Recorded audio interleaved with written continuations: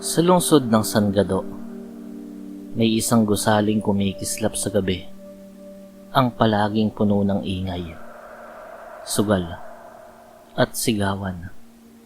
Ang Casino Brutal. Paboritong tambayan yun ni Francis Leo Marcos, kilalang milyonaryo at kilala sa komunidad bilang lalaking may kakaibang agimat at kakaibang kabaitan. Lagi siyang kasama ng tapat pero medyo aanga-anga na alalay na si Casper. Isang gabi, bumaba mula sa black and gold SUV si Francis Leo at si Casper. Kumikintab pa ang mga alahas nila at parang sanay na pumapasok ng kasino. Si Repel M, parang malas tayo nitong mga nakaraang gabi ah. Lagi tayong talo eh. Yan nga ang iniisip ko, Casper eh. Hindi ako naniniwalang malas tayo. Lahat ng bagay may dahilan. Deka, libre tayo. Pumasok sila sa loob. Sa bawat table na nilalaroan ni Francis Leo, roulette, blackjack, baccarat, palagi siyang natatalo. Kahit ang mga dealer ay nagtataka pero hindi makapagsalita. Pagkatapos ng huling laro, napahawak si Francis Leo sa kanyang necklace na agimat. Kumikislap yun ng kaunti. Casper, nararamdaman mo ba yun? Sir, parang may malamig na hangin na dumaan sa batok ko eh. Nagtinginan sila. Pareho nilang alam. May kakaiba. Nang ilapit ni Francis Leo ang kamay sa mesa, nagliwanag ng bahagya ang agimat niya. Ganoon din ang nakakubli sa bulsa ni Casper. Sa isang kisap mata, lumabas ang totoong anyo ng nilalang sa kasino. May isang maliit na nilalang na gumagapang sa tabi ng roulette wheel. Mapula ang mga mata, madumi ang balat, at sobrang pangit ng ngisi. Isa yung tiyanak. Nagtataka si Casper. Sir, may bata. Ay, hindi pala bata yan. Sir, tiyanak ka yan. Huwag kang sisigaw. Kunwari, hindi natin nakikita. Ang tiyanak ay parang nagtatali ng swerte. Pinaliliit nito ang tsansa ni Francis Leo habang binibigyan ng dagdag na winning energy ang mga mesa ni Bungo, ang may-ari ng kasino. Pinagmasdan nila ang tiyanak habang tumatakbo ito papunta sa isang VIP room. At doon nila nakita may isang lalaking kalansay ang muka, parang laking naangiti. Si Bungo. Nakahiga ito sa isang malambot na sofa. Hawak-hawak ang isang gintong tasa habang kinakausap ang tiyanak. Magaling. Dagdagan mo pa ang malas ng mga big time players. Lahat ng pera nila dapat sa akin mapunta. Ngumisi ang tiyanak at tumawa na nakakatindig balahibo. Nagpasya sina Francis Leo at Casper na magkunwaring bulag at hindi nakikita ang nilalang. Sinundan nilang hindi naghihinala si Bungo at tiyanak. Isang gabi, lumapit pa si Bungo sa kanila na nagyayabang. Oh, Mr. Marcos, malas ka na naman. Parang sinusundan ka talaga ng kamalasan rito ah. Ganun ba? Baka naman may naglalaro ng kalukuhan dito. Aba, sino naman? Mga multo, mga halimaw. Nakakatawa ka talaga, Mr. Marcos. Napaisip si Casper. Sir, kung alam mo lang, gusto ko na siyang suntukin eh. Ano, suntukin ko na kaya? Kalma ka lang, Casper. Huwag muna. Hintayin natin ang tamang oras. At dumating nga ang tamang oras. Kinagabihan, sinundan nila si Bungo sa isang madilim na silid sa likod ng kasino. Doon nila nakita ang altar ng tiyanak.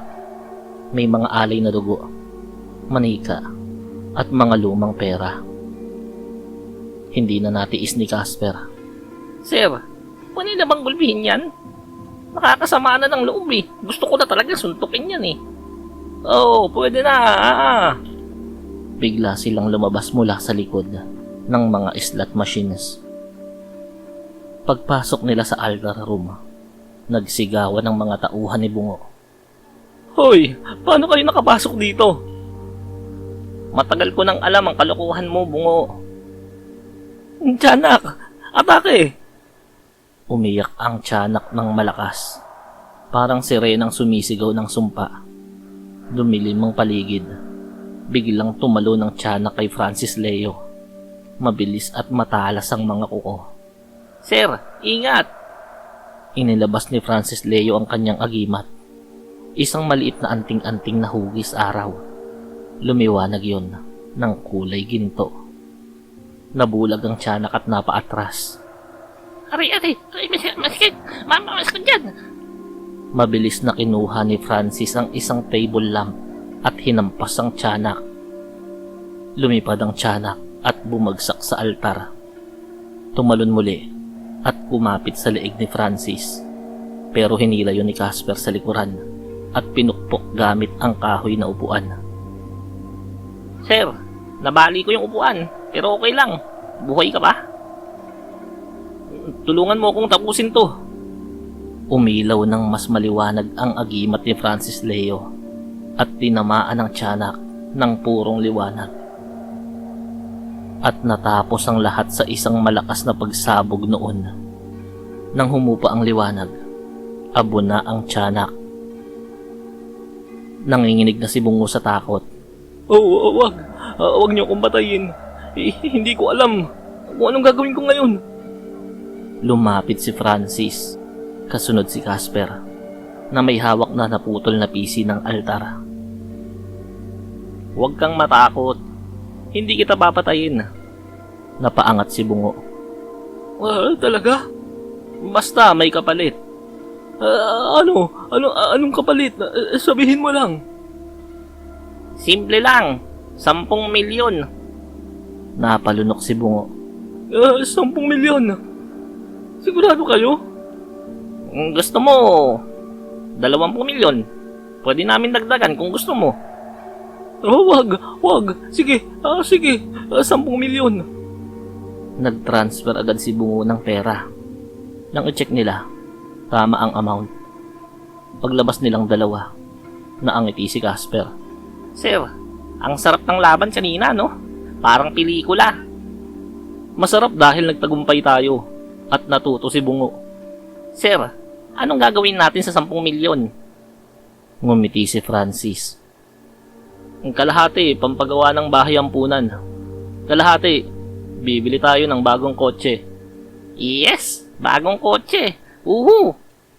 Natapos ang gabi na masaya silang dalawa. Sa likod nila, nagsara ang kasino brutal. Hindi dahil sa takot, kundi dahil mawawala na ang pandaraya nito.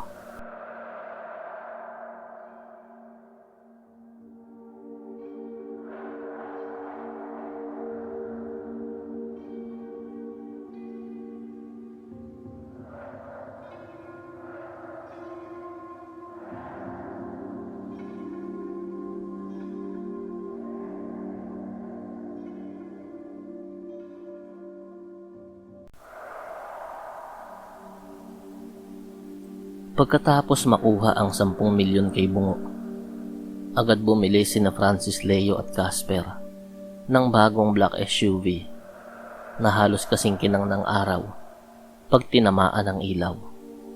Sir, ang bango, amoy mayaman. Huwag mong amuyin ng paulit-ulit. Baka masira ilong mo, matulad dito sa ilong ko. Natawa si Casper. Sa sunod noon, bumili sila ng isang malawak na lupain sa gilid ng gubat ng San Gado. Plano nila na gawin yung rest house.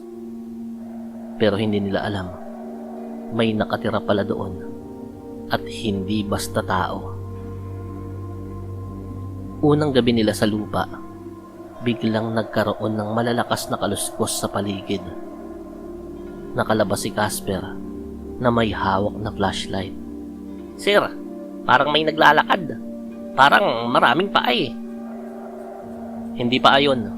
Spirits yan. Mula sa likod ng punong kahoy, lumabas ang tatlong nilalang. Matutulis ang tenga, maputla, mataas, matatalim ang mata. Ang mga dalakit nun. Mga engkantong kilala sa kapilyuhan, kagwapuhan, at tapang. Ito ang lupa namin. Hindi kami aalis rito. Binili namin to. Legal ang papeles. Hindi kami naniniwala sa papel.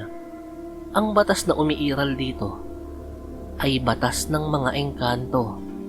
Sir, mas malaki sila sa nanay ko. Kumanda ka. Baka mapalaban tayo. At tama nga si Francis. Dumundag ang unang dalakit nun na parang kidlat.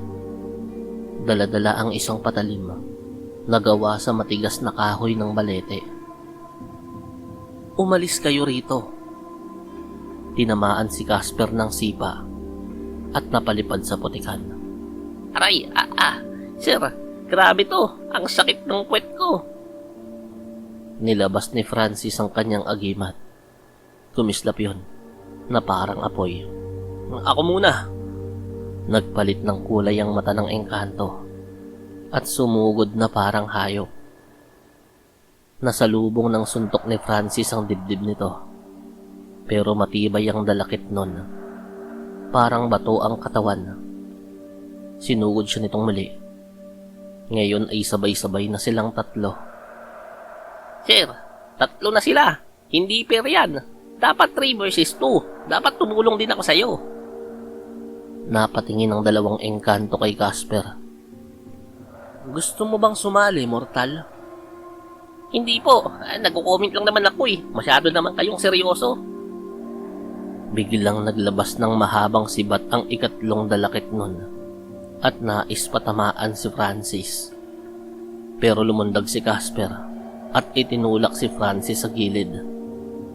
Tumama ang sibat sa puno at naputol yun. Sir, buti na lang hindi ikaw ang natamaan. Salamat, Casper. Tara, lumaban na tayo. Sabay silang sumugod. Sinuntok ni Francis ang dalawa sa tiyan. Napaatras sila ng konti, kahit matigas ang mga katawan. Si Casper naman ay kinuha ang isang malaking sanga at iniikot ito na parang propeller. Tinamaan ang isang dalakit nun sa ulo. Ay, sorry. Hindi ko sinasadya. Wala kang galang, mortal. Hindi pala, sorry. Sinasadya ko pala yon. Nagalit ang tatlong engkanto at sabay-sabay na naglabas ng itim na usok mula sa kanilang mga palad. Casper, lumayo ka muna. Umilaw ang agimat at lumabas ang gintong liwanag na nagtatanggal ng itim na usok. Nagulat ang tatlong dalakit nun. May kapangyarihan kang tao ka. Kaya ko kayong talunin, pero hindi ko kayo gustong saktan. Ngumisi ang engkanto. Wala akong mapagpipilian. Hindi kami aalis rito. Bago pa magsimula ang ikalawang round ng laban, may biglang dumating na isang engkantong sundalo. Humahangos. Maharlika, may malaking problema sa palasyo. Anong problema? May sakit ang prinsesa Anaira, anak ng Haring Luminous. Lumalala. Hindi gumagana ang gamot ng mga engkanto. Natigilan ang lahat, maging sina Francis at Casper. Sir, baka kailangan nila ng normal na gamot. Huwag agad mag-assume, pero subukan natin. Lumapit si Francis sa mga dalakit nun. Dalhin ninyo ako sa prinsesa. Susubukan ko siyang gamutin. Nagkatinginan ng mga engkanto. Kung may masamang hangarin ka, papatayin ka namin. Sanay ako sa threats. Bashers ang inaalmusal ko tuwing umaga eh. Tara na. Dinala nila sina Francis at Casper sa pintuan ng mundo ng mga engkanto na nasa ilalim ng malaking puno ng balete na nakatirik sa kanilang lupa. Pagpasok nila, nag-iba ang anyo ng mundo. Makinang na ang mga dahon, kulay ginto na ang mga ulap, at lahat ng tunog ay parang himig. Pero ang Prinsesa Anaira ay nakahandusay. Mainit ang katawan, nanginginig. Sino ang taong dinala ninyo? Maharlika. Siya lang ang may agimat na kayang kumontra sa mahika nating mga dalakit nun. Hindi ako manghihingi ng kapalit. Susubukan ko lang siyang gamutin. Lumapit siya sa prinsesa. Inilagay ang kamay sa noo. Sir, may lagnat. 39 Celsius siguro. Casper, yung emergency backpack ko. Bilis. Agad naghalungkat si Casper. Sir, may biogesic pa dito. Ayun, pantanggal-lagnat. Subukan natin. Binigyan niya ng kalahating tableta ang prinsesa. Hinintay nila ang 5 minuto. Nagsimulang bumaba ang init. Nagbukas ng mga mata ang prinsesa. Kayong dalawa, sino kayo? Kaibigan, huwag kang mag-alala. Gagaling ka na. Hindi gumana ang mahika namin. Pero ang gamot ninyo, gumana. Sir, parang tayo ang naging doktor ng engkanto ah. Huwag kang maingay. Nagpapakitang gilas pa ako dito.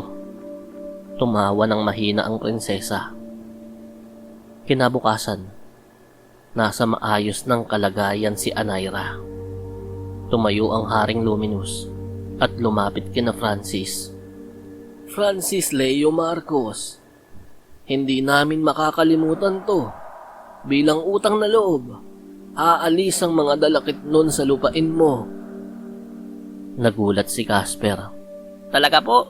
Pwede na namin gamitin yung lupa? Yung lot 445? Higit pa doon. Nagpalipad siya ng ilaw na bumagsak sa lupa ni na Francis at Casper. Pagbalik nila sa mundo ng tao, nakita nila ang iniwan ng mga engkanto. Isang malaking baul ng ginto. Sir, pagkarami-rami. Huwag kang sumigaw, baka may makarinig. Sir, baka hindi ko kayang bitbitin to. Ang dami, ang bigat. Habang tinatago ang gintong baul sa ilalim ng kanilang bagong bahay. Sir, ano plano natin sa gold? Yung kalahati donasyon, yung kalahati pang-invest. Sir, pwedeng pangbili rin ng lechon? Kasama na yun sa budget. Nagtawanan ng dalawa. Pero hindi nila alam, sa malayo, may nilalang na nakamasid sa kanila. Mas malakas, mas makamandag, at mas tuso kaysa kay bungo o sa mga dalakit nun.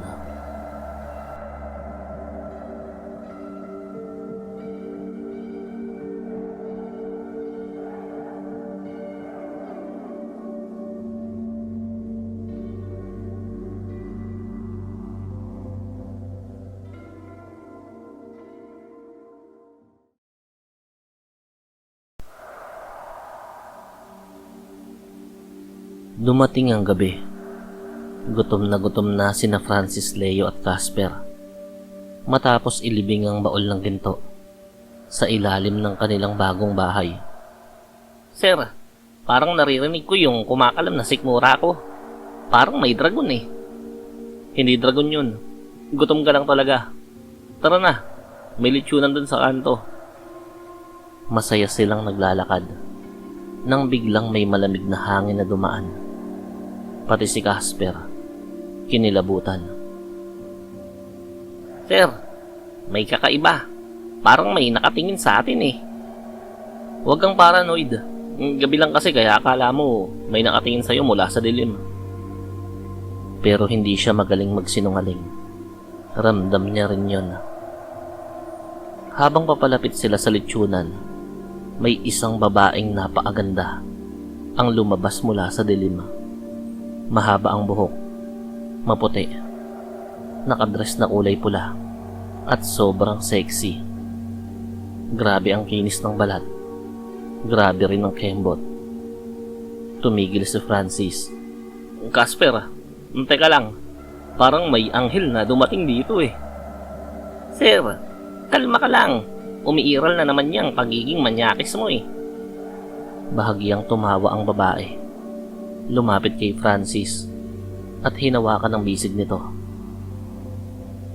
Hi, naaalala mo pa ba ako? Kinindatan niya si Francis. Agad na tumulo ang laway ni Casper. Wow! Pwede bang ako muna? Ay hindi. Sir, ingat ka dyan ha. Pero si Francis, hindi na nakinig. Tila nalasing sa kagandahan ng babae. Lumapit ang babae at huminga sa leeg ni Francis. Francis, niloko mo ko noon. Iniwan mo ko matapos mong makuha ang gusto mo. Natigilan si Francis. Sandali, sino ka ba? Ngumisi ang babae. Umawang ang kanyang ngiti ng napakalaki. Sobra yon. Lumabas ang mahahabang pangil nito. Ako si Lyra, ang babaeng sinaktan mo noon.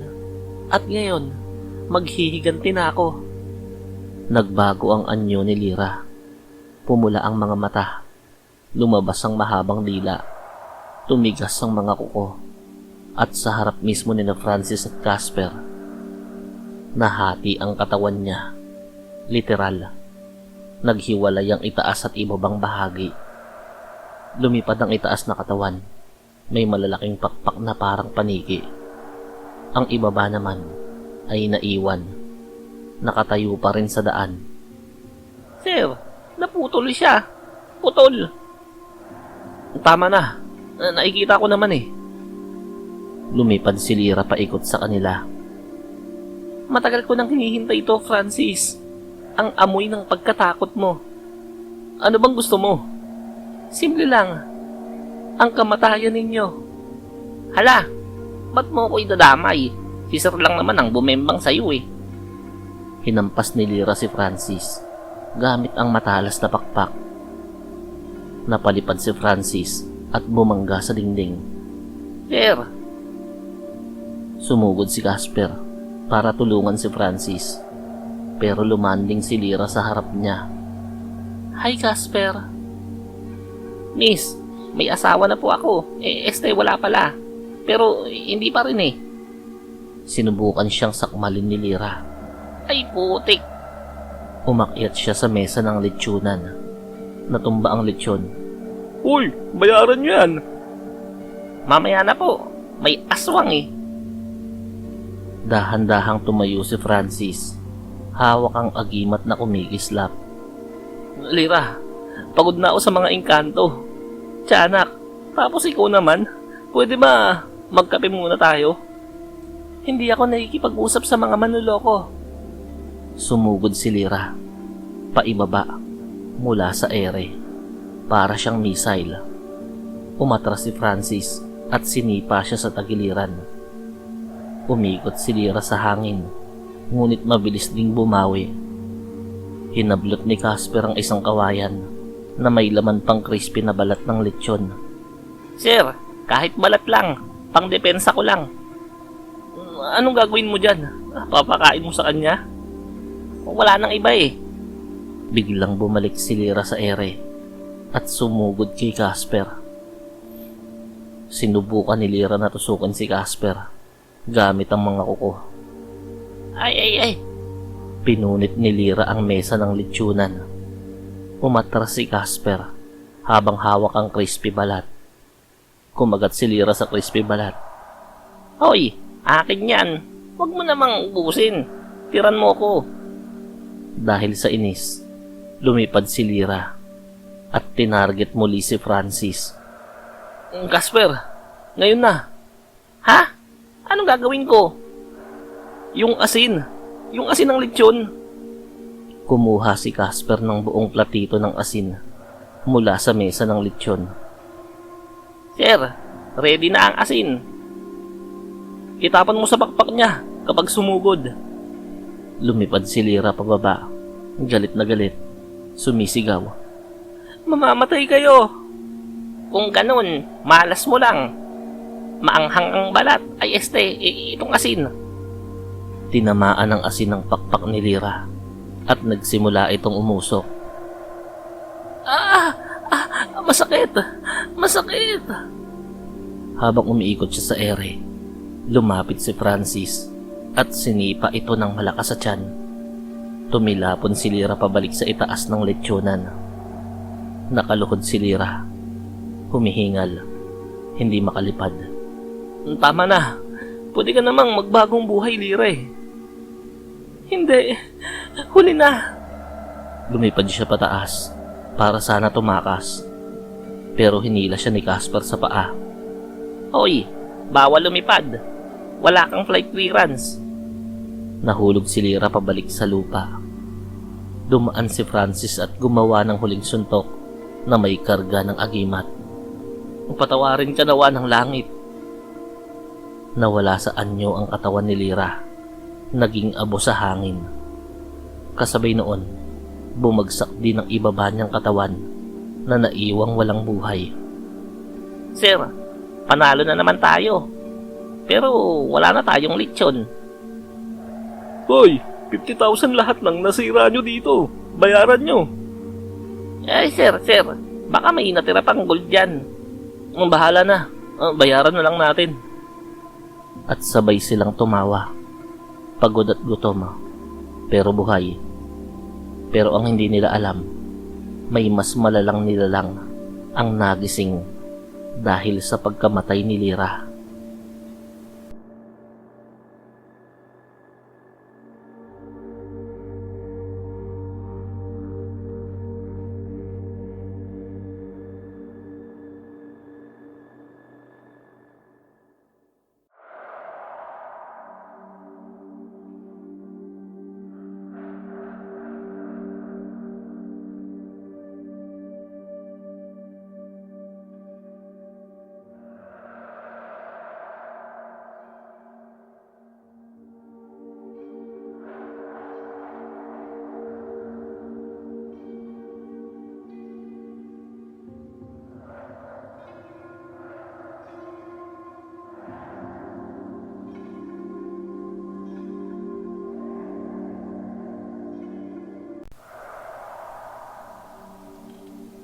Tahimik ang gabi nang biglang magmulat ng mata si Food Genius. Ang pinakakinatatakutan na manlalason ng mga nilalang sa dilim. Kumislot ang kanyang mga ugat. May malamig na hangin na dumampi sa kanyang tenga at may ibinulong. Si Lyra, pinatay ni Francis Leo Marcos. Napakunot siya ng kamao at ang mga mata niya ay nagliliyab sa galit. Francis Leo Marcos at ang kasama mong si Casper, hindi kayo makakatakas sa akin. Nagbago ang anyo niya. Mula sa pangkaraniwang lalaki ay naging isang malakalansay na nilalang na may mahahabang kuko, naninikit ang balat, at ang dila ay parang ahas. Ngunit alam niyang hindi pwedeng dalhin ang anyong yon sa kanyang paghihigante. Kailangan niya ng paraan para makalapit sa dalawa. Kinabukasan, nagpunta siya sa bayan at nag-apply bilang tagaluto sa maliit na tindahan na madalas kainan ni na Francis at Casper. Dahil sa taglay niyang galing, mga 1 oras lang ay tinanggap siya agad. Uy pare, may bagong cook tayo ah. Bagong putahe ba? Bagong buhay? Sarap nito ah. Sana araw-araw ganito. Ngumiti lang si Food Genius. Isang ngiti na may tinatagong kamatayan. Habang naghahanda ng pagkain, Maingat niyang hinaluan ng itim na pulbos ang sabaw at ulam. Ito ang pamatay ng mga engkanto, mangkukulam, tikbalang, at maging ng tao. Pero hindi ng dalawa. Dumating sina Francis at Casper. Oy, boss. Dagdagan mo yung sabaw, ha? Favorite ko yan, eh. Parang haplos ng first love ko dati. Oo naman, sir. Tamang-tama ang timpla nito. Isang pagsubo lang at hindi nyo makakalimutan. Habang kumakain ang dalawa, nanonood siya. Handang-handa siya na makita silang mahilo, mangisay, mawalan ng uliran. Ngunit hindi yun nangyari. Mga 3 araw ang lumipas, tsaka niya palang napansin. Lumalakad na parang matamlay si Francis. Paubo-ubo naman si Casper. At madalas na parang mahina ang paghinga ng dalawa. Napangiti si Fudginius. Malapit na kayong mamatay. Hanggang isang gabi, nagsara ang tindahan. Umupo ang dalawa. Nakayuko. Nanginginig ang katawan. Ngayon, oras na para magpakilala. Humakbang siya papalapit. Bawat hakbang ay may madilim na usok. At dahan-dahan siyang nagbagong anyo. Humaba ang mga kuko. Tumubo ang matutulis na pangil. Nagkulay abo ang balat. Ang mga mata ay namula. Ang dila ay lumabas na parang ahas. Ako ang pinakamagaling na manlalason sa mundong ito. Kasintahan ni Lyra. Ang manananggal na pinatay ninyo. Napaatras kuno sina Casper at Francis. Tila nanghihina. Ngayon, tatapusin ko na kayo. Para kay Lyra. Sumugod siya. Mabilis. Parang kidlat.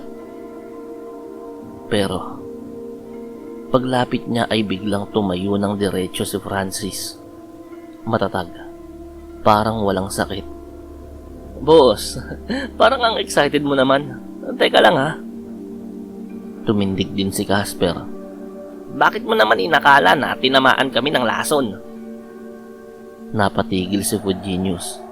Ano? Ngumiti si Francis. Pre, kami ni Casper, hindi tinatalaban ng kahit anong lason. Kasi bawat buwan, nagba-vitamins kami.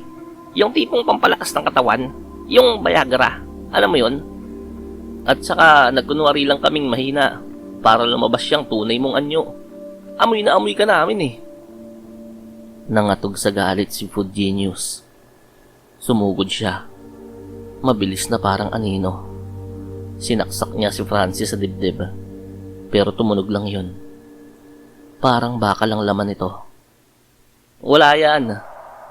Tinadyakan niya ang aswang. Lumipad ng 3 metro. Naglabas ng mga itak na may lason si Fudginius.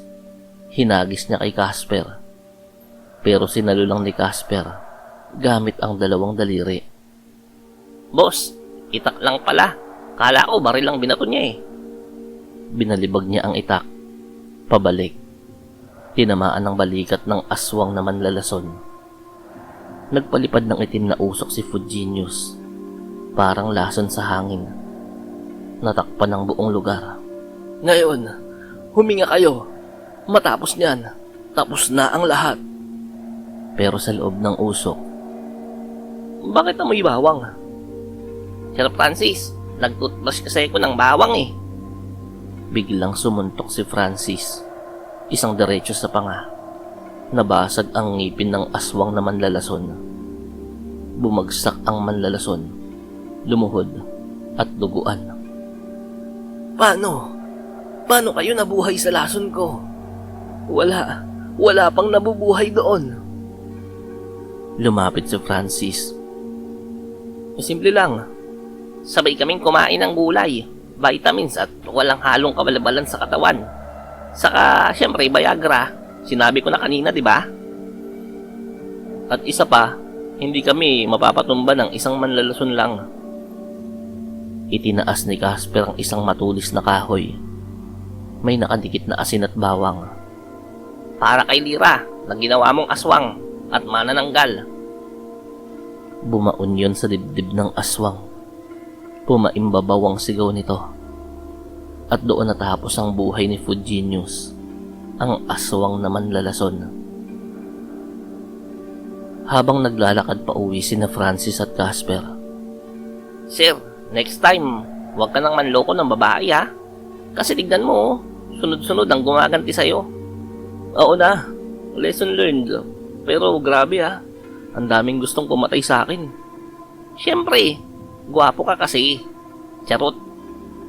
Sabay halakhakan ng dalawa habang papalayo mula sa pinagkamatayan ng pinakamabangis na manlalason.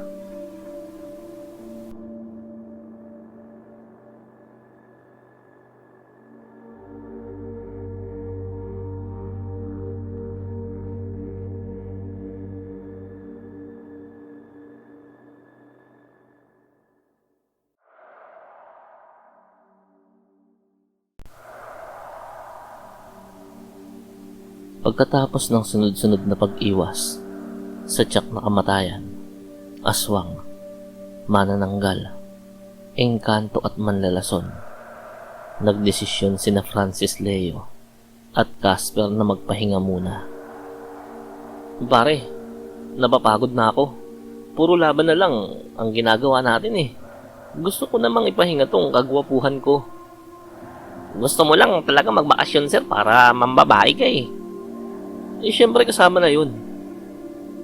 Nagpasya sila na magpunta ng Mindoro, kilala sa dagat, mga bakawan, tahimik, at maraming seafoods. Pero hindi nila alam, may isang tao roon na matagal nang naglilihim ng galit sa kanila. Sa gilid ng bakawan, may isang kubo. Doon nakatira ang isang matinik na mambabarang, kilala bilang Mang Sirad. Ngunit bago siya maging mambabarang, siya ay dati ring milyonaryo mula Maynila. Ang kaso nga lang, nabentahan siya ni Francis Leo ng peke, mumurahin at tumitilamsik na relos. Tinalo din siya nito sa sugal. Iniskab ng lahat-lahat. Nangulila, naghirap, at naging palaboy. Dahil sa kahihiyan at sama ng loob, nag-aral siya ng itim na pambabarang sa Mindoro. At nang makita niya sina Francis Leo at Casper na bumababa sa resort. Aba, ikaw, Francis Leo Marcos, dumating ka rin sa lugar ko. Ngumisi siya, ang ngising puno ng demonyong paghihigante. Gabi, naglalakad sina Francis at Casper papunta sa kainan. Pre, ang fresh ng hangin dito no, nakaka-inlove. Huwag ka muna ma-inlove, sir. Baka mapahamak na naman tayo niyan eh. Biglang may malamig na hangin na dumaan sa kanilang harapan. Para bang may nagmamasid. Sa madilim na kubo, si Mang Sirad ay nakaupo sa altar.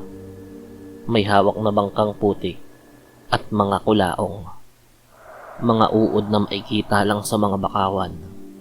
Matitigas ang ulo, mapupula, paminsan-minsang naglilingkisan. Mga kulaong ng bakawan, sumunod kayo sa akin. Hanapin ninyo si Francis. Gapangan ninyo ang kanyang muka. Kainin ninyo ang kanyang laman. Ibinugan niya ang itim na usok. Ang mga kulaong ay parang naposes. Umangat mula sa palanggana. Nagliwanag ang mga mata noon. At sabay-sabay na lumipad, papuntang hangin. Diretso kina Francis. Habang naglalakad sila pa uwi, napahinto si Francis. Parang Casper, Parang may kumikirot sa pisngi ko. Baka tigyawat yan, sir. Hindi ka pa nasanay sa mukha mo. Hindi eh. Iba to.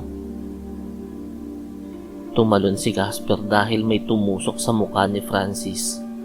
Dahan-dahang umuumbok ang balat nun at pumutok. May uod na lumalabas sa pisngi ni Francis Leo. Sir Francis, kulaong yan. Baka tigyawat lang talaga to. Huwag sa mukha ko. Pero sunod-sunod, 10 kulaong ang lumabas mula sa mga butas. Sa noo, sa panga, sa ilong, sa pisngi, at sa ilalim ng mata. Parang binutas ang mukha niya ng pako. Parang may nagmimina sa mukha ko. Ano ba yan?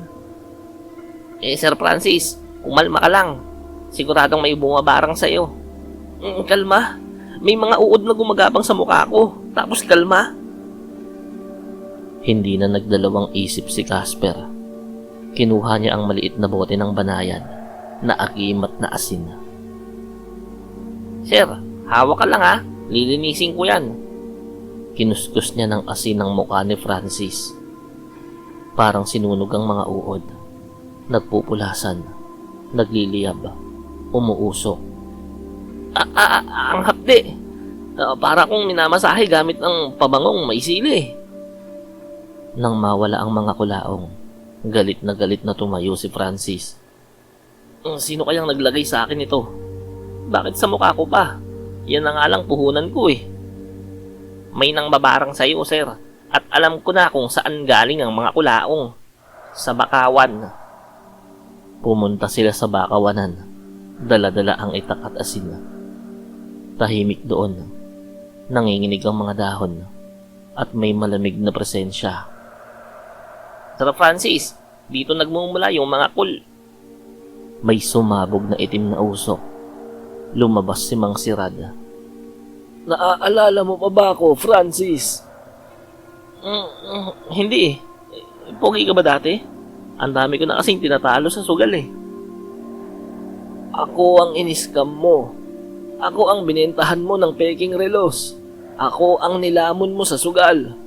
Ako ang ginawa mong pulubi. Natigilan si Casper. Siya yung tinatawag mo, sir, na walking ATM machine dati. Siya pala. Kamusta? Bagong buhok ah. Galit na sumigaw si Mang Sirad. Mga kulaong ng Bakawan, bumaon kayo sa kanilang mga laman. Mula sa lupa ay umangat ang napakaraming kulaong. Libo-libo, parang itim na baha. Sir Francis, umalis ka dyan. Tumakbo ang dalawa. Tinaga ni Francis ang mga uod, pero dumadami lang sila. Casper, uod yan ah. Bakit ganito karami? Kasi nga, sir, utos ng mambabarang. Kaya hindi normal to. Hinampas ni Casper ng asin ng lupa. Umusok ang mga uod. Tumalon si Mang Sirad at naglabas ng pulang apoy. Umikot si Francis at sinipa ang barangay ng mga kulaong. Tinutukan sila ng palaso na gawa sa buhok ng patay. Nagpapalipad si Mang Sirad ng itim na bagyo. Sumagot si Casper ng agimat ng liwanag. Sumugod si Francis at binato ang matanda ng batong nahulog lang sa tabi. Nakahuli ng tiyempo si Casper. Itinapon ang bote ng asin sa mukha ni Mang Sirad. Ang hapdi! Pumusok ang mukha nito. Nagkandabiyak ang balat. Para yan sa mukha ng boss ko. Pangit na nga. Nilagyan mo pa ng mga uod. Sumugod si Francis. Hawak ang itak. Ito ang para sa relos na peke na binili mo. At sorry nga pala dun. Tinaga niya ang matanda. Tinamaan sa dibdib. Tumilapon si Mang Sirad. Bumagsak sa putik. Hindi na kumikilos. Habang naglalakad sila pabalik. Sir Francis, ilang kalaban na ba lahat-lahat ng tinalo natin? Hindi ko na mabilang eh. Basta, isa lang ang sigurado ko. Ano? Ang dami ko na palang niloko nun. Dekalibre ka kasing manloloko noon, sir eh. Eh ngayon nga, binabago ko na ang buhay ko. Kasi pag di ko binago, mauubos tayo sa katatakbo sa mga halimaw na yan eh. Sabay tawa ang dalawa habang bumabalik sa inuupahang kwarto. Basang-basa, pagod, pero buhay pa rin.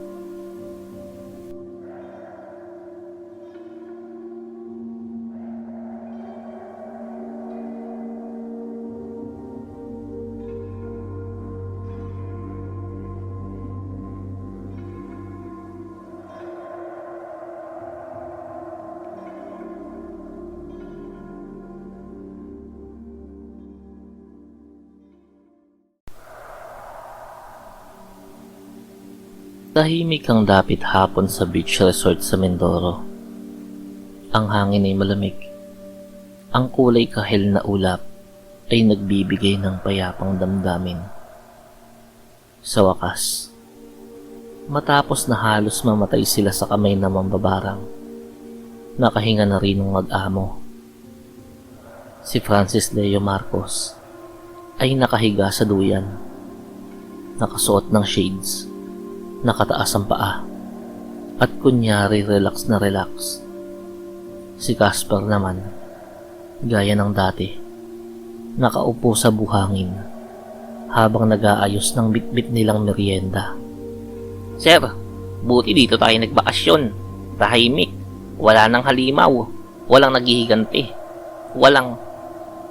Biglang may kumaripas ng takbo mula sa dulo ng beach at sumisigaw.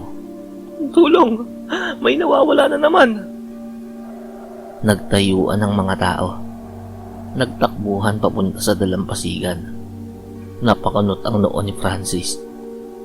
Uy, di ba nagbabakasyon tayo? Ano na namang kaguluhan yun? Tumigil si Casper sa kanyang pagnguya. Sir, parang may masama na namang nangyayari. Lumapit sila at nadatnan nila ang umiiyak na nanay habang hawak ang tsinelas ng anak. Kinuha siya ng dagat. Iyak nito. Anong kinuha? Tanong ni Francis. Ang dagat po mismo. Hinila. Ginanyan. Ginaya ng babae ang biglaang paghila pababa. May sumabat na mangingisda. Sir, hindi po dagat ang may gawa. Sirena po yun. Nasa ilalim ng alon. Walang nakaliligtas sa kanya. Nagkumpulan ng mga tao. Nag-uusap-usap. Nanginginig sa takot. 4 na ang nawawala nitong nakalipas na 3 araw ah. Wala ring bangkay na lumulutang. Ang sabi ng mga matatanda, may bagong sirena raw na naninirahan sa ilalim ng Mindoro Trench. At may dagdag pa ang isang matandang mangingisda. Wala raw makakalapit sa kanya. Ang sino mang makakarinig ng awit niya kapag masama ang puso ay iidlip. At pag nakatulog ka sa laot, siguradong ikaw ay kukunin niya. Napatitig si Casper kay Francis. Oh, ba't nakatingin ka sa akin? Sir, kung pagbabasihan ng past record mo, Tinamaan agad si Francis. Totoo naman, isa siyang scammer noon. Babaero, sugarol, at sinungaling. Paano yan, sir? Tanong ni Casper. Pag kumanta yung sirena, baka mauna ka pang makatulog kaysa sa akin eh. Uy, hindi ka naman supportive sa akin. Sir, realistic lang. Doon lang tayo sa totoo. Kinagabihan, nagdesisyon ng dalawa. Casper, kahit anong nangyari sa nakaraan ko, kailangan nating paslangin ang sirenang yan. Hindi pwedeng may nangunguha ng tao rito. Napangiti si Casper. Yan ang gusto ko sa inyo, sir. Kahit may topak kayo, may puso pa rin naman pala kayo. Nagkarga sila sa maliit na bangka ng pang-apoy, lubid, sibat, flashlight, At ang paboritong armas ni Casper, isang bakal na may palakol sa dulo. Lumangoy ang buwan sa itim na dagat. Tahimik, malamig, parang may nag-aabang sa ilalim. Pagsapit nila sa kalagitnaan ng laot, narinig nila ang malambing na himig. Parang may humihimas sa hangin. Parang lamig na yumayakap sa ulirat. Nanginginig ang bangka. Sir, naririnig niyo rin ba yun? Namumungay ang mga mata ni Francis. Casper, antok na ako. Parang gusto kong humiga. Tumigil si Francis sa pagsagwan. Napapayuko na ang ulo niya. Bumabagsak. Sir, labanan niyo. Pero nagsimulang umikot ang paningin ni Francis. Tila ba may bumubulong sa isip niya. Masama ang puso mo, hihilahin ka ng dagat. Casper, hindi ko na kaya. Bumabalik sa akin lahat ng panloloko ko. Lahat ng dinaanan ko noon. Mas lalo pang lumakas ang awit. Bumagsak na rin ang tuhod ni Casper. Sir, ako rin. Antok na. Para akong hinihili ng nanay ko. At tuluyan nang sumubsob si Francis. Pero bago tuluyang mawala ng malay, tila may naisip siya. Dinukot niya ang cellphone. Nangangatog ang kamay. Casper, may paraan pa ako. Anong gagawin niyo, sir? Kailangan kong maging mabuti. Kahit isang beses. Tumawag siya sa accountant niya. Hello. Paki-dokumento. Paki-anunsyo. Idodonate ko ang kalahati ng yaman ko sa mahihirap. Lahat. Lahat ng properties ko sa Luzon. Lahat ng shares ko. Sir, totoo po ba yan? Oo. I-announce mo na ngayon na. Pagkatapos, pinindot niya ang speaker. Malinaw na narinig ng hangin at laot ang deklarasyon niya. Dahan-dahan, humina ang antok na nararamdaman niya. Casper, gumaan ang pakiramdam ko. Sir, parang nawawala yung bigat sa ulo ko. At sabay silang nagising. Nawala ang himig. Tumahimik ang dagat. Hanggang sa sumalpok ang malaking buntot sa gilid ng bangka. Lumubog ang kalahati. Sumulpot mula sa dilim ang ulo ng sirena. Hindi yun maganda. Balat na parang nabubulok. Puting mata lamang. Ngipin na mahahaba. At buhok na parang lumot sa batuhan. Kayong dalawa, gargal nitong tinig. Kayo ang unang hindi nakatulog sa awit ko. Sumampa ito sa bangka. Ang kalahati nitong katawan ay isda na may matatalas na kaliskis na parang kutsilyo. Casper, ang armas! Binunot ni Casper ang palakol. Sir, umatras kayo! Umatake ang sirena gamit ang kuko. Umatras si Casper. Halos mapigtal ang pisngi niya. Ang bilis! Sigaw ni Casper. Gumulong ito at sinibat ang buntot. Tumama, pero tumalbog dahil sa matigas na kaliskis. Francis, ang dami mong kasalanan. Ang hirap mo sigurong lunurin. Hoy, wag mo akong husgahan. Nagpapakabait na nga ako ngayon eh. Kahit itanong mo pa kay maagago. Hindi ako naniniwala sa biglaang pagbabago. Sabi ng sirena, sabay sisid sa ilalim ng tubig. Tumalbog ang bangka. Nadulas si Francis. Halos mahawakan siya ng sirena sa paa. Sir, mag-ingat ka. Hinampas ni Casper ang kamay ng sirena gamit ang palakol. Naputol ang dalawang daliri nun. Halos mapaatungal sa sakit ng sirena. Gumalaw ang dagat. Parang may alon na umiikot lang sa kanila. Casper, i-distract mo, tapos ako nang bahala. Sir, huwag niyong sabihin may gagawin kayong kalokohan. Pero biglang tumalon si Francis sa dagat. Sumisid siya at sinundan siya ng sirena. Sa ilalim ng dagat, nakakabingi. Hinawakan ng sirena ang leeg niya. Pinisil. Dito ka bagay, Francis. Kasama ng mga niloko mo. Kumawala si Francis at tinadyakan ito sa panga. Tapos ay umahon. Pag-ahon niya, sinigawan niya si Casper. Casper, ihagis mo yung lubid. Hinagis agad yun ang alalay niya. Iniliko ni Francis ang lubid sa leeg ng sirena habang umaahon yun. Casper, hatakin mo.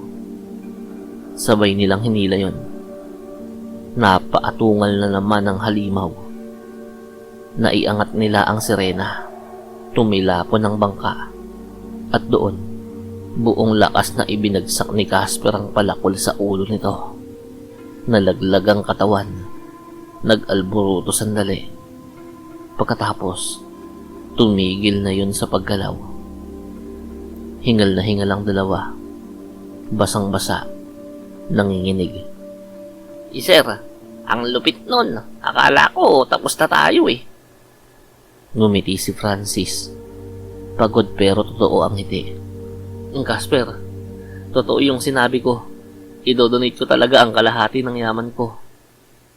Nangilid ng luha ni Casper.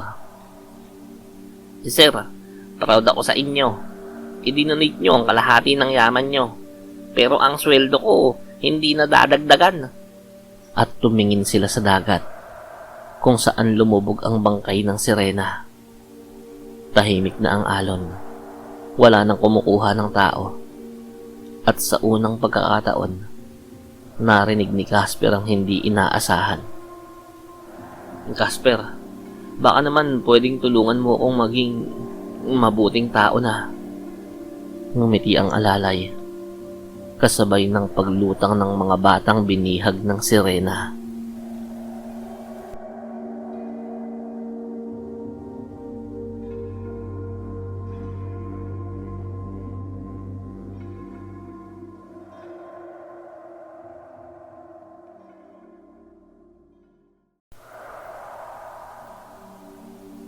Pagbalik nilang dalawa mula sa Mindoro, akala nila'y tapos na ang kababalaghan sa buhay nila.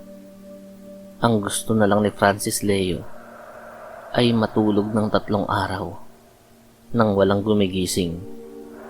At ang gusto ni Casper ay isang tabo ng kapit pandesal. Pero pagdating nila sa San Guido, ibang klase ang sumalubong sa kanila. Tahimik ang hangin, madilim ang paligid, at ang bagong biling lupa na dapat sana'y gagawing rest house ay may kakaibang itsura. Sir, Bulong ni Casper habang naglalakad papasok sa bakuran. naaalala nyo ba to? Dati flat ang lupa. Ngayon, parang tinusok ng higanting daga. Nilapitan ni Francis ang isa sa mga butas. Malalim, mainit ang singaw, at amoy na parang pinaghalong lupa, laman loob, at lumang nabubulok na kahoy. Casper, Hinawakan ni Francis ang kwintas niyang agimat. bakit bigla na namang umiinit? Sir, sa akin din eh. Para akong may lagnat sa dibdib. Kumislap ang dalawang agimat. Doon pa lang, alam na nila. May nadidiskubreng masama ang mga agimat mula sa butas. Habang nag-iikot sila, may biglang tumawag mula sa likuran. Ahoy! Kayo ba ang bagong bumili ng lupang yan?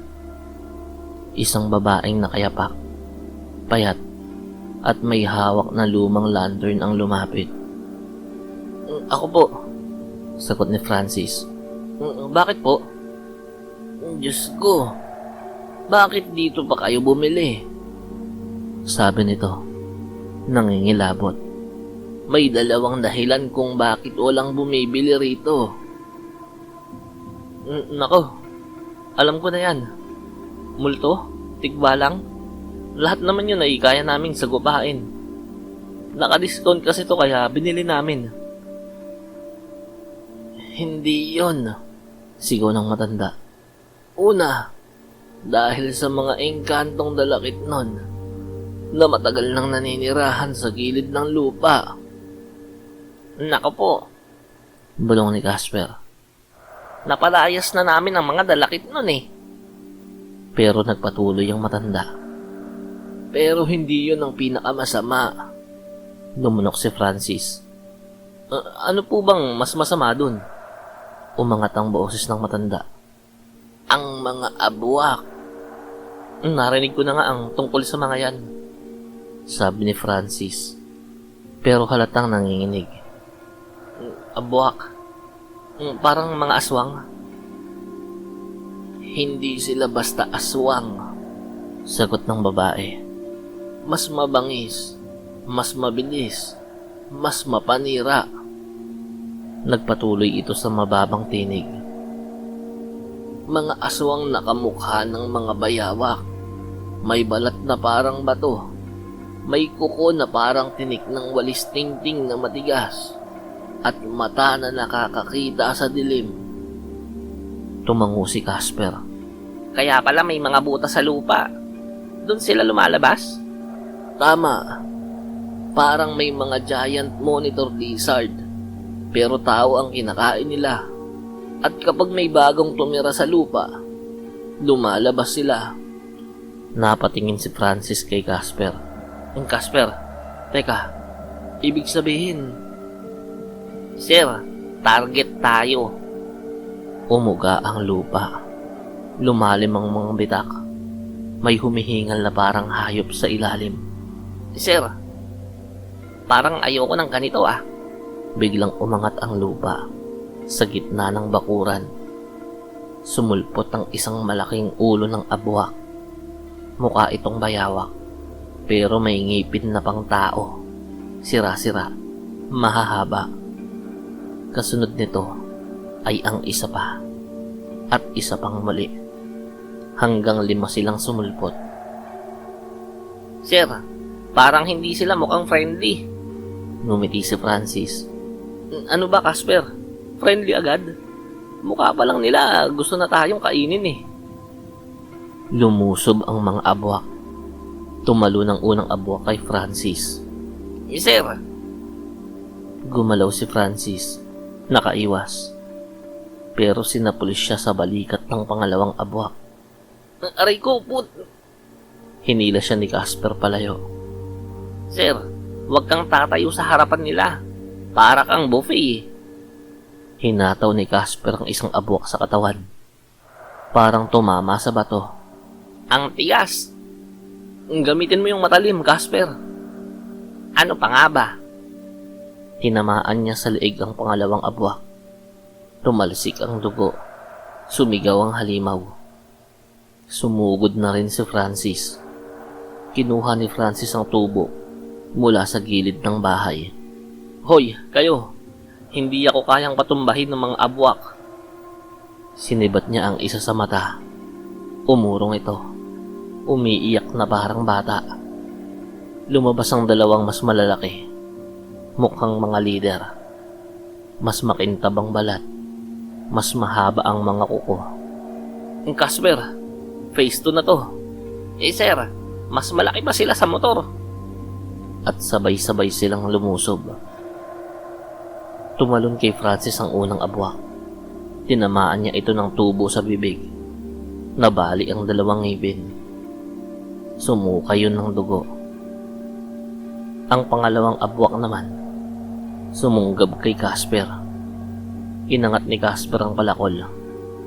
Nagtama ang kuko at bakal. Malambot ang mga tiyan nila.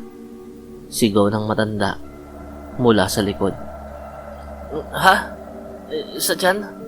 Bakit nga ba hindi nyo sinabi agad? Reklamo ni Francis. Sinaksak ni Casper ang tiyan ng abwak. Tumilapon ang laman loob. Natira ang pinakamalaki. Malaking parang poste. Kasing taba ng ref. Kasing laki ng tricycle. Dahan-dahan yung lumapit. Kayo ba ang bagong nagmamay-ari?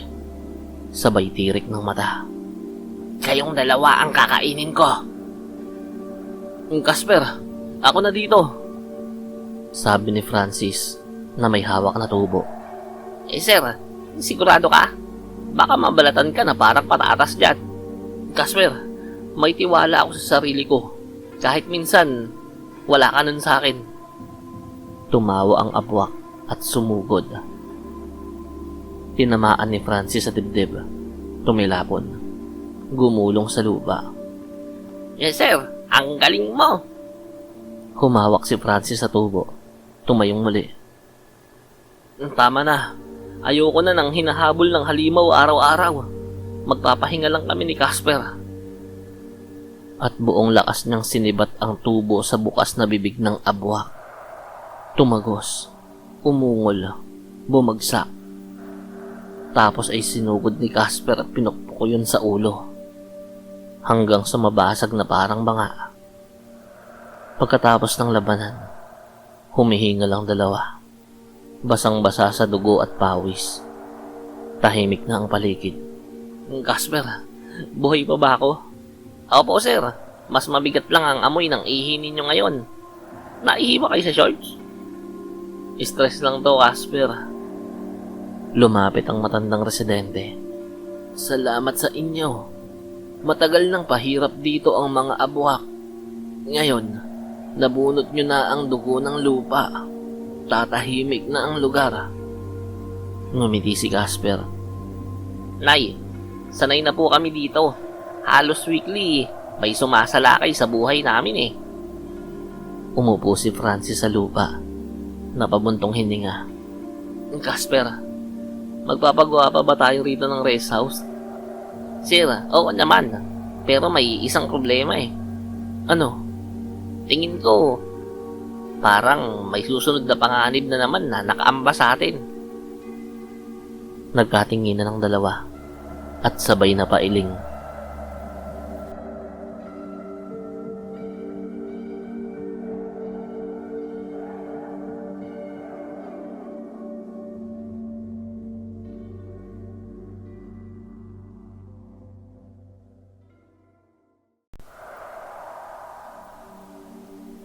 Matapos ubusin ni na Francis, Leo at Casper ang mga abwak na namamahay sa lupang binili nila sa may San Guido, napagdesisyonan ni Francis na hindi na yun gawing bakasyunan.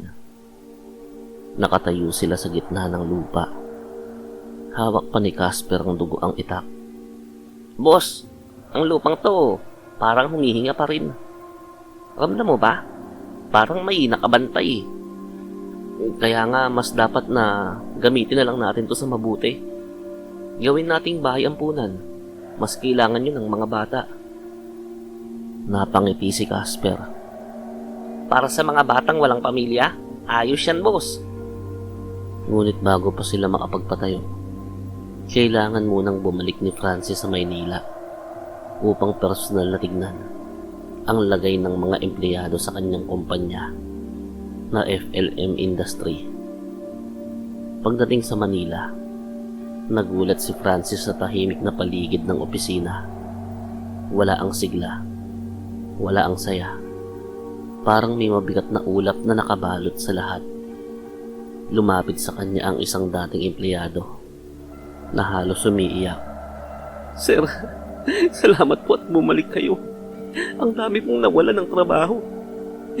Si Ma'am Abet, basta magkamali ka lang ng konti, tatanggalin ka na niya.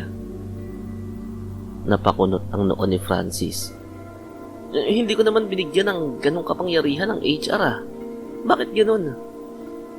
Lumapit pa ang isa pang empleyado. Sir, minsan po kahit wala kang pagkakamali, kapag hindi ka niya trip, tinatanggal ka na agad. At saka may kakaiba sa kanya eh. Lagi pong may naririnig na parang mga kaluskos sa office niya kahit sarado ang pinto. Nagkatinginan sina Francis at Casper. Boss, amoy ko yan. May hindi tao sa kumpanya mo. Para malaman ng totoo, nagpanggap sila bilang janitor. Hindi pa rin naman nakikita ni HR ang totoong itsura ng dalawa. Nag-ahit si Francis, nagsuot ng makapal na salamin at lumang sombrero. Si Casper naman ay naka-bucket hat at may dalang map na mas maiksi pa sa kanyang pasensya. Pagpasok nila sa opisina, hindi man lang sila tinignan ng HR manager na si Ma'am Abet, isang matabang babae, mapupulang pisngi at malasel yung paghinga. Pero nang mapalingon sa kanila, napansin nilang parang kumurat ang balat nito. Parang may lumalabas na kulubot. Tapos, nagiging normal ulit. Boss, hindi normal ang balat niya na. Para bang kahoy. Kilalanin natin ang husto yan. Gabi na nun, nagkunwari silang naglilinis. Tahimik ang buong floor, maliban sa opisina ni Ma'am Abet. May naririnig sila.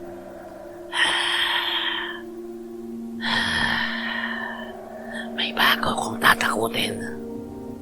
Parang boses na mula sa ilalim ng lupa. Lumapit sila sa pinto. Sumilip si Casper sa maliit na siwang. Bigla siyang napaatras. Sir, hindi tao yun. Anong nakita mo? Yung katawan niya, lumalaki. Yung braso nagiging kahoy na tuyo. Para siyang batong buhay. Bigla silang nakarinig ng kalabog. Nagulat sila.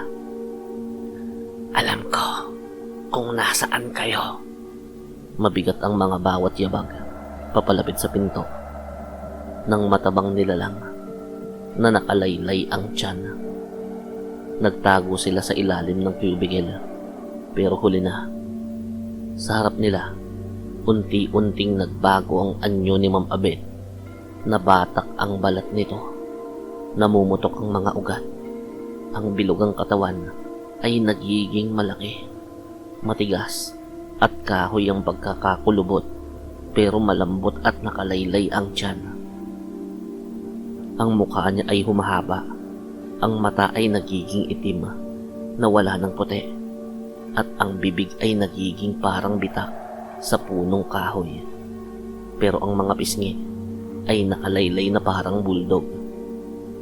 Pinakailaman nyo ang kaharian ko, mga mortal. Napapikit si Casper. Boss, alam ko batibat yan. Yung pumapatay sa natutulog at pinipiga sa dibdib. Hindi tayo matutulog. Lalabanan natin yan. Hinugot ni Francis mula sa loob ng janitor cart ang itinabing agimat. Isang singsing na bakal na nakuha niya mula sa nalabanan nilang abwak. Habang si Casper naman ay may hawak na baston na may ukit, pampalo sa engkanto. Paparusahan ko kayo, tulad ng ginawa ko sa mga empleyado rito. Sumugod ito, malakas, mabigat. Tumama ang kahoy nitong braso sa cubicle at nagiba ito. Casper, sa kanan. Umatras si Casper habang umiiwas. Boss, hindi siya tinatablan. Nagpakawala ang batibat ng malakas na hampas. Agad yun sinalubong ni Casper ng map handle. Pero nabali lang yun. Napalipad si Casper sa mesa. Casper! Galit na galit si Francis. Tumakbo siya at sinuntok ang batibat gamit ang agimat sa kamao. Napaatras ang batibat. May usok na lumabas mula sa balat nito. Agimat! Kayong mga walang galang! Hinampas niya si Francis sa dibdib. Tumilapon si Francis sa salamin. Nabasag yun. Pumungay ang mata ni Francis. Habol niya ang hininga. Lumapit ang batibat. Dumadagongdong ang mga hakbang. Matulog ka na para mawala ka na. Ngunit biglang humawak si Casper sa binti nito. at malakas na hinila. Sir, tapusin na natin to. Tumayo si Francis, duguan, ngunit determinadong matapos ang lahat. Kinuha niya ang holy robe mula sa cart, isa pang agimat mula sa San Guido.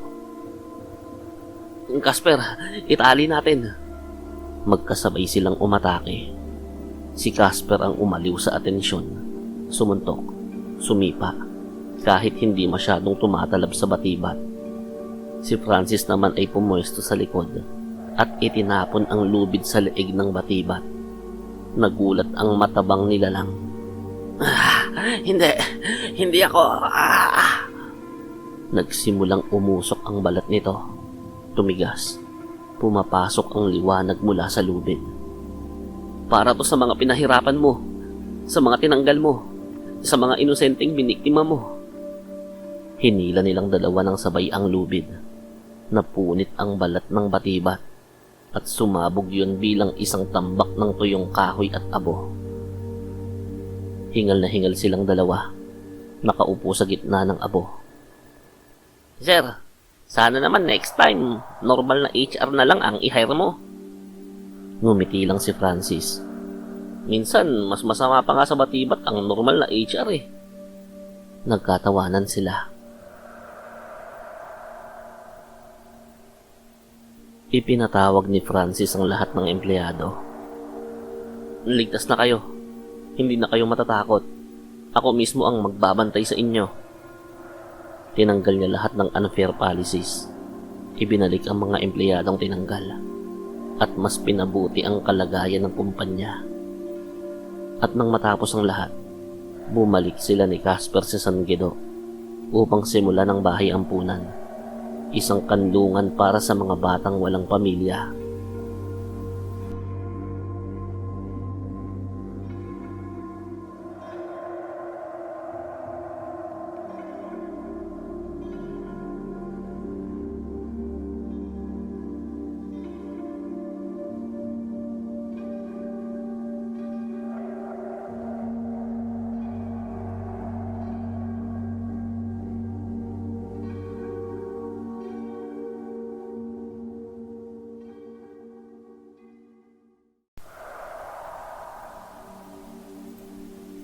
Pagkatapos ng inasikaso sa Manila, masayang bumalik sina Francis, Leo at Casper sa San Guido. Mabilis nilang sinimulan ng pagpapatayo ng bahay ampunan. At dahil sa kanilang sipag at kabutihang loob, mabilis yung natapos. Araw-araw ay tumatawa ang mga bata at gabi-gabi ay masaya silang nagkakantahan sa paligid ng bonfire. Tahimik, payapa, at puno ng pag-asa ang lugar.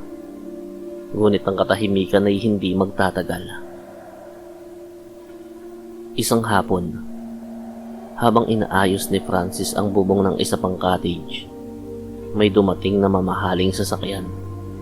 Tumigil yun sa harap ng gate at bumaba ang isang matandang lalaki na nakaputing Amerikana.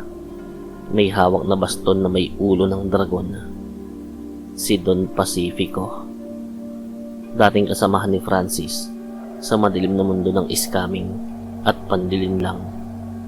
Isang buhay na matagal nang nilisan ni Francis. Lumapit si Don Pacifico, nakangising parang ahas. Francis, ang ganda ng pinagkakaabalahan mo ah. Ampunan ng mga bata. Hinding-hindi kita na-imagine sa ganitong katayuan.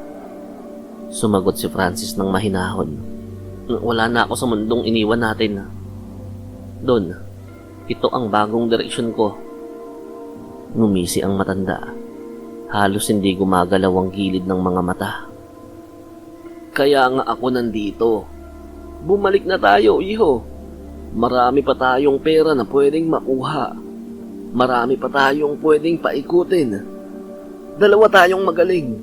Ikaw ang utak. Ako ang pupondo. Tumitig si Francis ng diretsyo. Hindi na ako babalik sa ganun. Tapos na ako sa ganyan. Nagbago ang aura ng matanda. Lumamig ang hangin. Hindi ako pumapayag na tinatanggihan ako, iho. Kapag hindi ka sumama, gagawa ako ng paraan para lumuhod ka. Humakbang ang Don, papalayo sa lugar. Kinagabihan, habang natutulog ang mga bata sa ampunan, biglang umihip ang malakas na hangin. Sumayaw ang mga puno at umungol ang lupa. Si Casper ang unang nakaramdam. Sir, may paparating. Naaamoy ko. Dugo at nabubulok na laman. Nang puntahan nila ang mga bata, huli na. Isa-isang nagdatingan ng mga anino mula sa kagubatan. Mahahaba ang kuko, dilaw ang mga mata, at may mga pakpak na parang pinunit na balat. Mga aswang. Marami. Sadyang napakarami. At sa gitna nila, naglakad si Don Pacifico. Ngunit hindi na tao ang itsura. Ang balat niya ay tuyo at itim. Ang likod ay may umuusbong na pakpak. Ang mga mata ay lumaki, naging pula, at ang bibig ay may mahahaba ng pangil. Francis, ngayon, hindi mo na ako matatanggihan. Sa akin na ang mga batang to. Tinulungan ni Francis na maitago ang ilan sa mga bata sa ilalim ng lupaing may agimat. Pero marami ang nahablot ng mga aswang. Humawak si Francis sa kanyang agimat na singsing at si Casper naman ay sa kanyang itak na may ukit na pang-engkanto. Sir, ang dami nila. Hindi tayo susuko. Para sa mga bata. Sumugod ang mga aswang. Sumalakay ang isa. Tumilapon ng mesa sa lakas ng pagkakahampas. Nasalag ni Francis yon gamit ang kanyang braso bitbit ang agimat. Ikaw ang aming pagkain. Lumundag si Casper at tinaga ang leeg ng isa. Natanggal ang ulo nun at naging abo. Pero parami ng parami ang dumarating. Nakuha nila ang kalahati ng mga bata at ibinalot sa mahahabang dila upang hilahin palayo. Humakbang ang aswang na matanda na si Don Pacifico. Ako ang dahilan kung bakit kayo maman noon. Ako rin ang dahilan ng pagtatapos mo ngayon. Sumugod ang Don at sinipa si Francis ng ubod ng lakas. Tumilapon si Francis sa pader. Sir, bumangon ka. Pero hinablot ng isang higanting aswang si Casper at binagsak siya sa lupa. Kapag hindi kayo muko sa akin, papatayin ko lahat ng batang hawak namin. At ikaw din. Hinawakan niya ang leeg ni Francis at itinaas sa ere. Paalam na sa'yo, Fran. Nang biglang lumindol ang lupa, pumula ang paligid. At sa likod ng Don ay biglang bumukas ang isang lagusan ng liwanag. Lumabas mula roon ang mga nilalang na pamilyar kay Francis, ang mga engkantong dalakit nun. Nasa unahan ng hari, matangkad, makisig, may korona. Sa tabi niya ay ang prinsesa na noon ay pinagaling niya mula sa sakit nito. Francis Leo ng San Guido. Narinig namin ang sigaw ng lupa. Dumating kami upang magbayad ng utang na loob. Nanlisik ang mga mata ng mga dalakit nun. Sumugod sa hanay ng mga aswang. Naglabasan ng berdeng kidlat mula sa kanilang mga kamay. Sumabog ang mga aswang sa bawat tama noon. Walang sino mang masasamang nilalang ang dapat sumira sa tahanan ng mga bata. At hindi ako papayag na saktan niyo ang aking tagapagligtas. Sambit ng prinsesa bago magpakawala ng napakalakas na hangin na umubos sa natitirang mga aswang. Nabitiwan ni Don Pacifico si Francis at umatras, nagngangalit. Mga traidor na engkanto. Bakit kayo kumakampi sa tao? Si Francis ang nagligtas sa amin noon. Ngayon, kami naman ang magliligtas sa kanya. Kahit inaatake ng mga dalakit no ng hukbunang Don, nakatutok ang Don sa iisang tao, kay Francis. Tapusin na natin to! Sumugod siyang muli, mas mabilis, mas malakas. Humawak si Francis sa kanyang agimat, huminga ng malalim. Para sa mga batang binihag mo, para sa mga taong patuloy mong niloloko, para sa dati kong sarili na ayaw ko nang balikan. Nagtagpo ang kanilang lakas. Nang sumugod ang Don, sinabayan siya ni Francis ng isang suntok na may agimat sa kamao. Pumutok ang dibdib ng Don at lumabas ang isang maitim na usok. Kasabay nito, sinibat ni Casper ang batok ng Don gamit ang engkantadong sibat mula sa mga dalakit nun. Para to sa ex-girlfriend ko na iniwan ako noon. Tapos isang buwan lang, nagpabuntis na sa iba. Nagtaka si Francis sa sinabi ni Casper dahil wala namang kinalaman yun sa mga nangyayari. Napaluhod ang Don. Mukhang nagkamali ka, Francis. Hindi ako nagkamali. Nagbago lang ako at paninindigan ko to. At tinapos niya ang Don sa isang malakas na hampas ng kanyang agimat sa ulo nito. Natunaw si Don Pacifico at naging abo hanggang sa tuluyang naglaho. Naibalik ng mga dalakit noon ng mga batang nabihag. Nagbigay sila ng basbas sa ampunan. Lumapit ang prinsesa kay Francis. Hindi ka lang tagapagligtas ng aming lahi, kundi tagapagligtas ng mga puso ng mga batang to. Lumuhod ang hari. Ang San Guido ay mananatiling protektado sa pangalan ko, kaibigan. At tuluyan silang nawala sa liwanag ng lagusan. Naiyak ang mga bata. Niyakap nila sina Francis at Casper. Sir, akala ko katapusan na natin eh.